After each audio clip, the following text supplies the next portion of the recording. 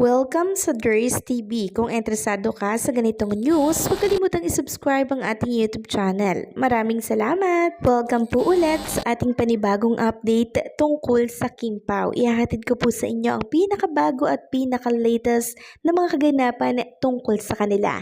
Kaya naman kung hindi ka pa subscriber ng ating channel, pindutin nyo na ang notification bell para lagi kayong updated sa mga balitang trending at napapanahon. So ayun, welcome back again sa ating YouTube channel mga kakimpaw. And for today's video nga, pag-uusapan po natin ay tungkol dito sa mga importanteng ganap kina Kim and Paolo Abilino ngayong araw po ng Sabado.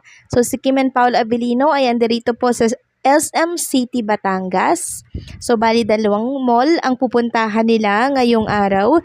And syempre nasa SM City, Lipa. So ito po ata mga kakimpaw ay last mall tour ni Kim and Paolo.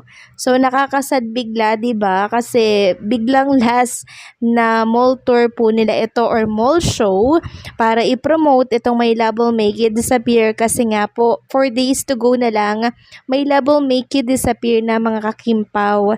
So dito na matatapos yung pagpo-promote nila. So magkita-kita na lang tayo sa March 26 sa lahat ng sinihan niya nationwide. Available po yan and syempre worldwide ay sa March 27. So yung mga avid fan po nitong Kim Pao ay talaga namang sumunod pa rin po dito sa SM Lipa and SM Batangas. And meron pa nga po akong napanood doon na isang fan na namimigay po sila ng ticket dito po sa isang SM na pinuntahan po ni Kim and Paolo Abilino. So nakita ko na namimigay sila ng ticket sa mga estudyante dito. Sabi po ng Kim Pao International, giving away free tickets in SM City, Batangas from baby boomers to Gen Alpha. Lahat ay pwedeng manood ng My Love Will Make It Disappear at mag-enjoy sa cinemas with your loved ones and friends. Reserve your tickets now. So sana sa mga nagbigyan po ng ticket ng mga butihin po natin at napaka-generous na mga Kim Pao Nation, punta po kayo sa sinihan by March 26. Okay, wag niyo pong sayangin yung pagkakataon na hindi mapanood itong My Love Will Make It Disappear, lalo't free ticket na po yan. Wala na po kayong babayaran, pupunta na lang kayo doon, ipepresent nyo na lang yung ticket, then uupo kayo, manonood kayo. Diba? Ganun kasimple. Kaya wag nyo pong sayangin yung pagkakataon na binigay sa inyo ng mga generous natin na Kim Pao Nation. Samantalang, ang ABS-CBN po na page ay naglabas ng write-ups para po dito kay Kim and Paolo Abilino na kung saan ay gusto pa daw pong makatrabaho ni Paolo Abilino ng mas marami pa itong si Kim Chu. Sabi nga dito ng ABS-CBN, in a recent interview, kapamilya actor Paolo Abilino excitedly shared that he is looking forward to doing more projects with Kim Chu in the future, hoping to explore different genre. I would love to work with Kim again, but I would like a different genre, he said. Maybe a tearjerker, an action film, or what I've been wanting to do for the longest time, a sci-fi film with our first big screen pairing My Love Will Make You Disappear, scheduled for international release this month. Paolo also shared his thoughts on the rising popularity of Filipino romantic films overseas. There's nothing about commercial films and romance that gives their specific feeling. The kilig and the happiness that you get from the cinema, it's not too heavy, not too light. So sa sagutang yon ni Paolo Abilino, halata pong pinagkakailan niya na si Chinita Princess sa ibang aktor na ipareha. Parang gusto niyang sabihin na akin lang si Chinita Princess, sa akin nyo lang ibigay, sa akin nyo lang ipareha gusto ko pang makatrabaho si Kim ng mas marami pa. Dahil sabi nga ni Paolo, masarap pong katrabaho si Chinita Princess.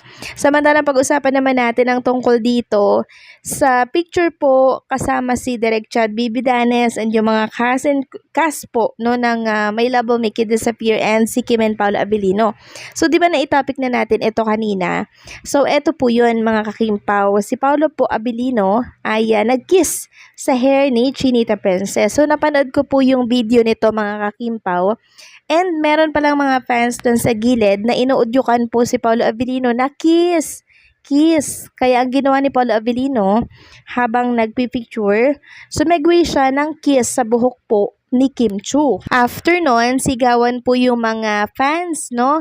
Tapos lumingon si Kim Chu, tinanong si Paolo Abilino kung ano yon. Sabi ni Paolo Abilino, wala, umiiling siya. So grabe magpakilig si Paolo Abilino, 'di ba? Talagang tumatapang na po siya. Kaya naman ang makita ito ng mga Kim Pao Nation, ito po yung mga komento po nila. OMG Pao, lumalandi ka na talaga ngayon.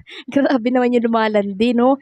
Sabi pa ng isa, nakakaasar, pati tuloy panaginip ko tungkol na din sa love life. Sabi pa ng isa, may paghalik pa si Pao sa buhok ni Kimi. Love talaga. Sabi pa ng isa, Diyos ko, yung heart ko nahulog. Ramdam mo talaga yung love ni Pao kay Kimi. Yes, ako din. Talagang seryoso siya kay Chinita Princess. Hindi siya yung pling-pling lang na parang naglolo ko lang, no? Talagang seryoso po siya kay Kim Chu. Sabi pa ng isa, may paamoy sa buhok ni Kimi Pao. We love you, Kim Pao, forever our happiness, everyday life. So, hindi yata amoy eh. Kiss po yung parang nakita ko dito eh. Gumanon kasi siya, ngumuso siya. Nag-kiss siya sa hair ni Kim. Sabi pa ng isa, Diyos ko, kinis yung hair ni Kimi. Hindi napansin ng mga kasama nila ang ginawa ni Paolo. Buti na nga lang napanood ko po sa isang fan na talagang, eto pala yung behind the scene nung pag-kiss na yun ni Paolo Abilino. Sabi pa ng isa, tumatapang ng Paolo Abilino, sige ituloy mo lang at ipaglaban dahil kung hindi, baka maunahan ka ng iba. Super kilig talaga kayo. Napagkamalan ng akong baliw sa kakapanood ng video niyong dalawa ni Kimi. I can't wait to see your movie, Kim Pao. Hope and pray this be a blockbuster of the year. Love, Kim Pao. Sana kayo na. So, ipag-pray natin yan mga kakimpaw nang sama-sama kasi sa pagkakaalam ko, yung mga sama-samang pinagdarasal natin, mas mabilis siyang dinggin kasi marami tayong nagdarasal. Okay? So, ipag-pray natin yan na mag-blockbuster kasi sa balita ko nga pong nakalap, 6 na theater or cinemas na po ang sold out dito sa Hong Kong ba yun? Sa Hong Kong ata mga kakimpaw, sold out na po. So, grabe magmahal yung mga kababayan natin, no, dyan sa ibang bansa, lalo na po sa Hong Kong. And dito, magagawa din natin yan sa Pilipinas. Mas maraming mga kababayan natin dito na talagang susuporta kay Kim. Ganon din po kay Paolo Abilino. So, paano? Mamaya mag-usap-usap ulit tayo tungkol ito sa mga kaganapan dyan sa SM Lipa, Batangas and syempre SM City, Batangas.